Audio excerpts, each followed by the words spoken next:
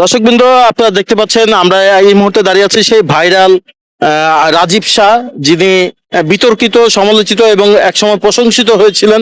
সরোয়ার্দী উদ্যানে যে মসজিদটি গড়েছিলেন উনি, সেই ব্যক্তি। আমরা তার সাথে কথা বলার চেষ্টা করছি, তিনি আসলে সেখানে কি করতে চেয়েছিলেন এবং তার সাথে সেদিন রাতে কি কি ঘটেছিল সেই বিষয়গুলো নিয়ে আমরা তার সাথে কথা বলার চেষ্টা করছি। আপনারা আমাদের সাথে থাকুন, দেখতে থাকুন। রাজীব শাহ তার মুখ থেকে বলবে সেদিন রাতে তার সাথে কি ঘটেছিল, কারা ঘটিয়েছিল তার সাথে এই বিষয়গুলো। আলহামদুলিল্লাহ, আল্লাহ তাআলা মেহরবানি, শুকরিয়া। ভাই, মোবাইল থাকলে ভাই সবাই বহুত কিছু করতে পারে। একটা উদ্যোগে বলি, আপনার যেখানে বলছেন আপনারা এক একজন দায়িত্ব নিবেন। রাজীব মাকে, রাজীব পিতাকে, রাজীব ভাইকে, আর পাকিস্তান ঘর বাড়ি কোথায়, এটা আল্লাহর হস্তে আপনার খুঁজে বের করে প্রমাণ দেখান। আপনাদের উসিলায় আমার মার কাছে যাইতে চাই। ভাই, যদি না পারেন মনাব্বো, আপনারা আমাকে মিথ্যা অপবাদ দিচ্ছেন। আর যদি পারেন মনাব্বো, আপনার দিনের কাজ প্রতিবাদ করছেন। ভাই, বাংলাদেশ বড় বড় আলেমরা, যেরকম দেলাওয়ার হোসেন সাইদি হুজুর, যিনি সিরির পক্ষে লড়াই করেছেন, তাকে রাজাকার করে আর মৃত্যু সাজা কারাগার বন্দি করেছে। আমরা তো বড় বড় আলেমকে চিনতে পারি নাই। আর আমি তো রাজীব টুকাই, যে তিনবার নোবেল বিজয় পাইছে, ডক্টর ইউনূস স্যার, তাকে সারা বিশ্বে স্যার করে সেলিউট করে সম্মান মর্যাদা ইজ্জত করে। আর আমরা এই বাঙালি তাকে বলে সুদখোর, হারামখোর, কত লাম্বত প্রচার করি। হায়রে আমার পুরা কপাল। এই যে আমার আম্মা বেগম খালেদা 3বার বেগম হয়েছেন, তাকে বলেছে সে রাজাকার, তার বাসা পাকিস্তান, বাংলাদেশে খেগো না, পাকিস্তান চলে যাও।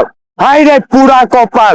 ভাই, যারা বলে তাদের বলেন আমার মা কোথায়, বাবা কোথায়, ভাই কোথায়, ফ্যামিলি কোথায়, ঘর কোথায়, আপনারা খুঁজে দেন, খুঁজে দেন। আপনাদের উসিলায় আমি যাইতে পারি। আপনি কি কখনো ভারতে গিয়েছিলেন? জি, গিয়েছিলাম। হ্যাঁ, সেই পরিচয় দেন। 2013 সালে আমি ইন্ডিয়া গেছিলাম।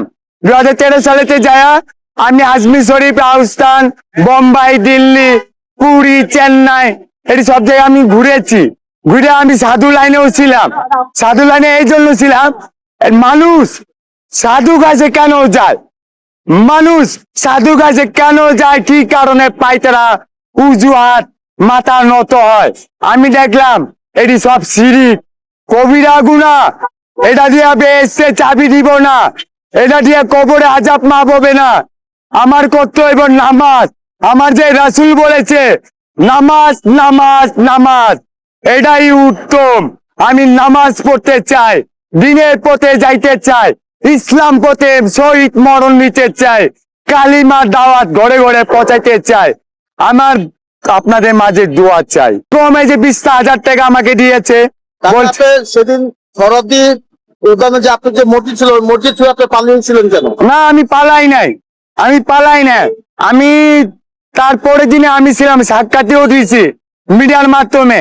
ওখানে বহুত অকার ভাই আমাকে লাঠি নিয়ে, গজারি নিয়ে এক পর্যায়ে আমাকে বলছে তুমি এখানে যাও, না হলে তোমাকে আমি মেরে ফেলবো। মাধব, যারা মাধব সিন্ডিকেট, তারাও আমাকে হুমকি দিয়েছে। আর যে ভিডিও দেখছেন মাধব, এটা 6 জন মিল্লা মুখে মাছ গামছা বেঁধে এখানে ঘাড়ে চাবাড়ি দিয়ে আমাকে খেগাইছে। ও ভাই, ডিসি মাসুদ স্যার উসিলা যখন ভাইরাল হল, ওখানে তো কেউ তো একটা প্রমাণ দেখাইতে পারলেন না।